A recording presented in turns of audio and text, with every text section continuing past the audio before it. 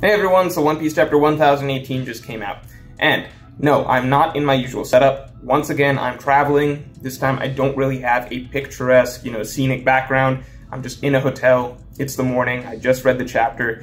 Let's just talk about it, okay? So, this chapter, there's three major things I want to talk about. One, the turn of the tides caused by Tama. Two, the actual action happening between Jinbei and Who's Who, like the actual fight aspects of it. And three, the crazy information dump we're getting out of Who's Who right now. Like, who would have thought that this character would know this much information that is kind of crucial to the world? Like, yeah, he seemed like an interesting member of the Tobiropa, probably the most interesting member of the Tobiropa, at least to me at first.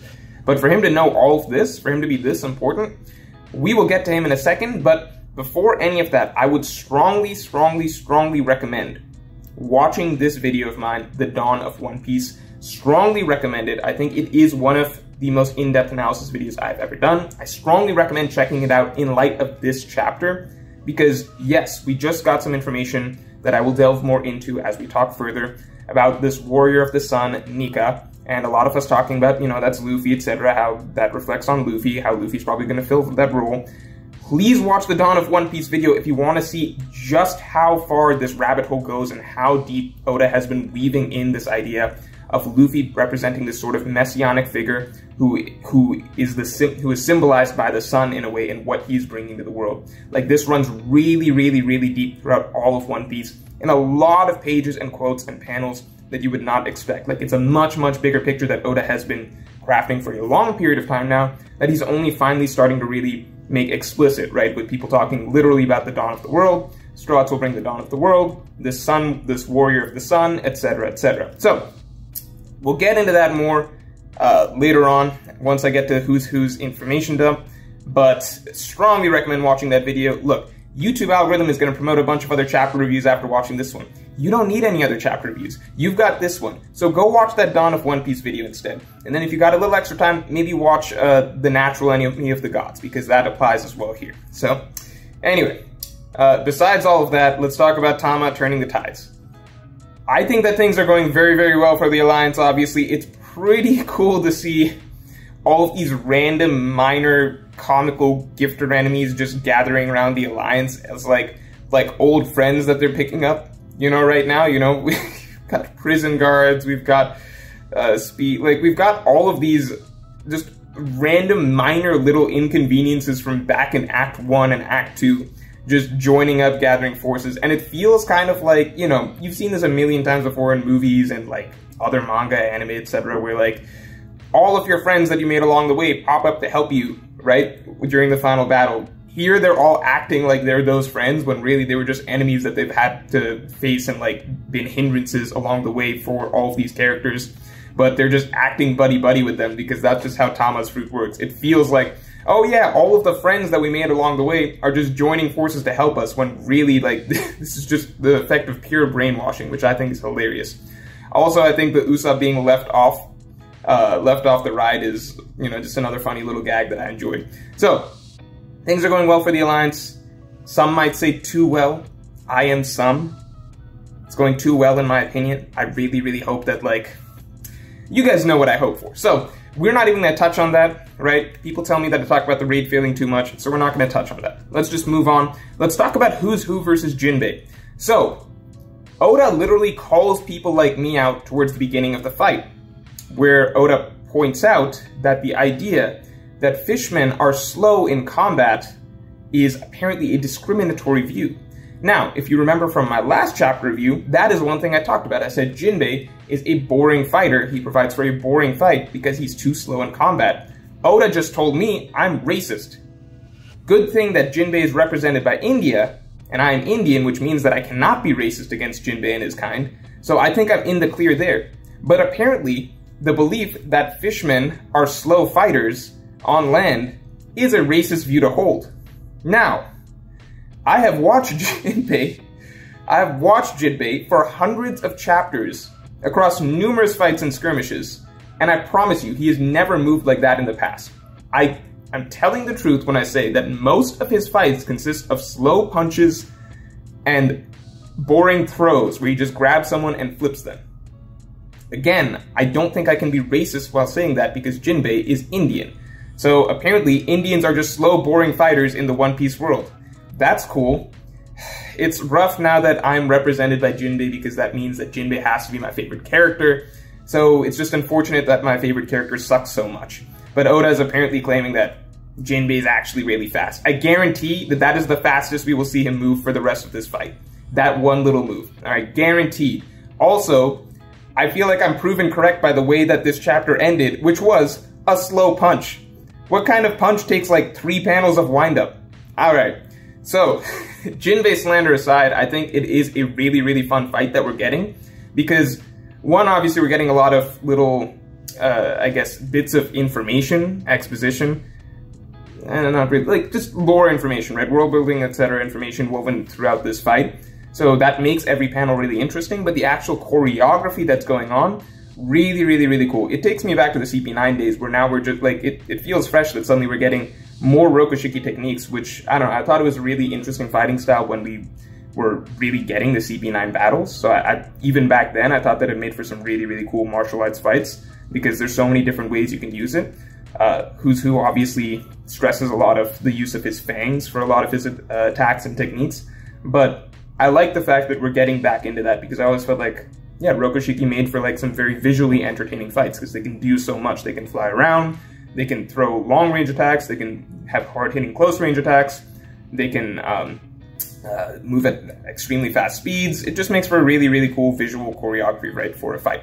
So, I think the coolest panel that we got out of this was Who's Who. You know, there was that big spread of Who's Who basically ramming into Jinbei with his fangs, and Jinbei basically having to defend against that. And what I thought was really cool about that panel is that it just looks a lot like a shark attack, if that makes sense, but with Who's Who actually the shark in this scenario and Jinbei as the victim. So, I don't know, I think that that was one of the best action panels, honestly, that we've gotten in Onigashima and One Piece in general. I think just the way that Who's Who is drawn in that panel is really, really, really just a kind of nightmare fuel, if that makes sense. So, I think overall the fight has been really entertaining. We have, despite what I've said that, you know, Jinbei doesn't make for the coolest fights, I think at least the fact that Who's Who is making it such a dynamic fight, that makes it so that, you know, Jinbei getting a throw in here or there, or like his punches in, etc.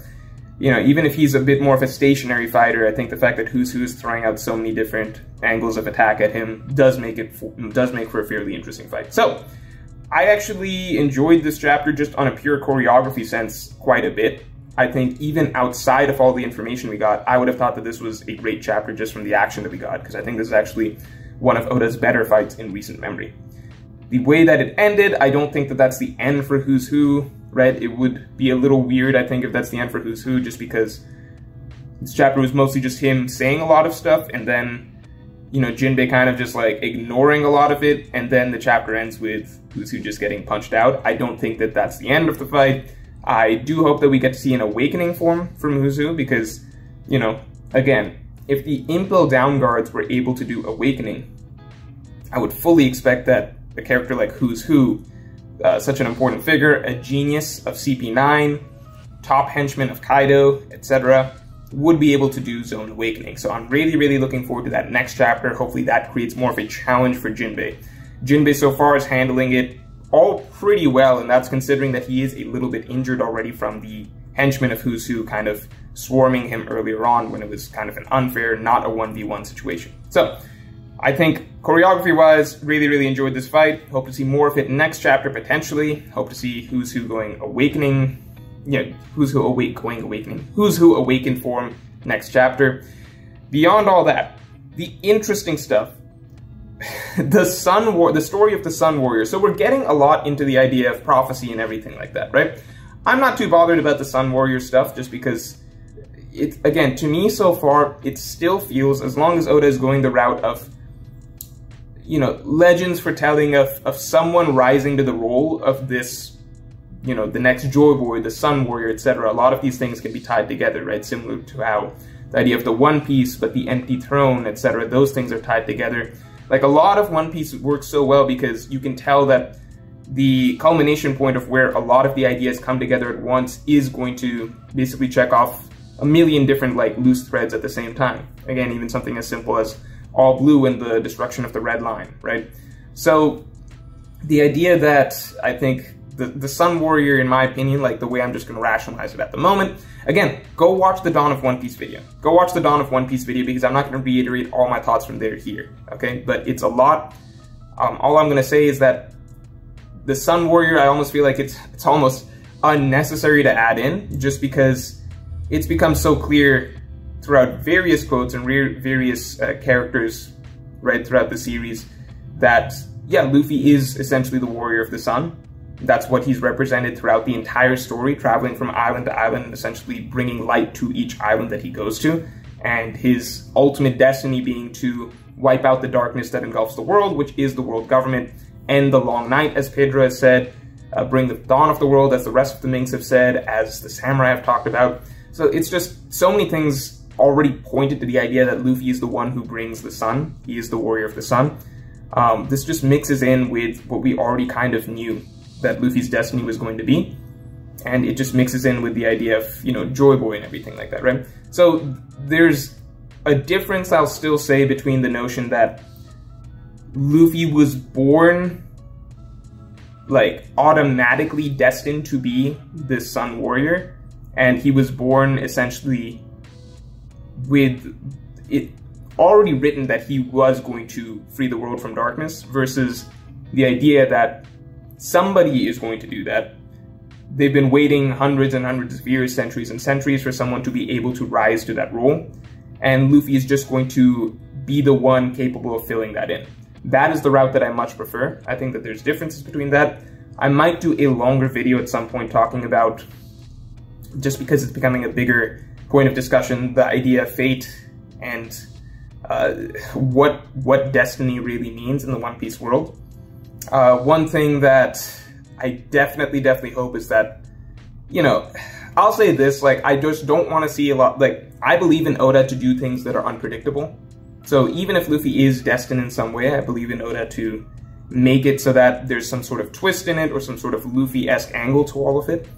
But I still also hope that Luffy is not just born essentially as the destined chosen one, just because it's such a tired trope. And I've seen people saying, well, no, Oda's been writing about destiny from the beginning. And no, it's a lot more complicated than that. That's a very shallow take to just say, well, Oda wrote fate in chapter 100 or chapter 99 or something like that. Therefore, this has always been the case and you should have known that. That's ridiculous. That's a very shallow take on how the entire series has handled the idea of fate and destiny in the series, because it's a lot more complicated than that. To say that we've always known that Luffy was the chosen one from the beginning is just a blatant lie and revisionist history, because that is not how people talk 200, 300 chapters ago, right?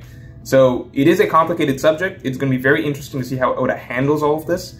And I do think I want to release a video maybe in the near future just talking about the scope of what fate and destiny has meant in the series so far, or how it has been implied to be so far, and how this new information that we're slowly getting about Joy Boy, Chosen Ones, Warriors of the Sun, etc. plays into all of that, and how it can still be a very coherent sort of vision that makes sense with how we felt the story was early on, without it feeling like Oda is necessarily going down a very tired cliche trope of Chosen One and kind of diminishing a little bit, I think, in many people's eyes, maybe not everyone's, but diminishing a little bit in some people's eyes, what Luffy is doing and what story we've been reading. So, all of that aside, just Who's Who himself, I'm very interested, one, in, you know, what CP0 might do with regards to Who's Who if Jinbei does not kill him, because Jinbei is most likely not going to kill him.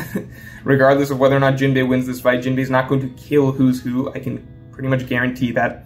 So are we going to see an assassination attempt on Who's Who? I don't know. And two, I really want to see what's up with that guard that gave Who's Who this information. Who was that? Right? Who was that guard that gave Who's Who this information? I still think most of this is pretty much, it was kind of made clear that this seems, at least, I'm going to take it at face value, that this is unrelated to Fisher Tiger's stuff. That was kind of just a little segue, I suppose, Oda used to justify why Who's Who is talking to Jinbei about all of this, the Fisher Tiger connection. So Fisher Tiger, or the Sun Pirates, etc., that gives kind of a logical excuse for Who's Who to be talking about all of the Sun Warrior stuff, all of this lore to Jinbei, even if that's not actually connected. So I'm just going to assume for the moment that that's why. Maybe there is a connection, and we'll find out later, but at the moment I'm just going to go face value, say like, okay, these things are not connected. But the guard that told Who's Who about this, I'm really interested in who that is and who that turns out to be later on in the story. So, that's all for this video. There is a very, very, very big announcement coming out Sunday, by the way. So stay tuned for that. And lastly, go watch the Dawn of One Piece video again. And talk to you all next week.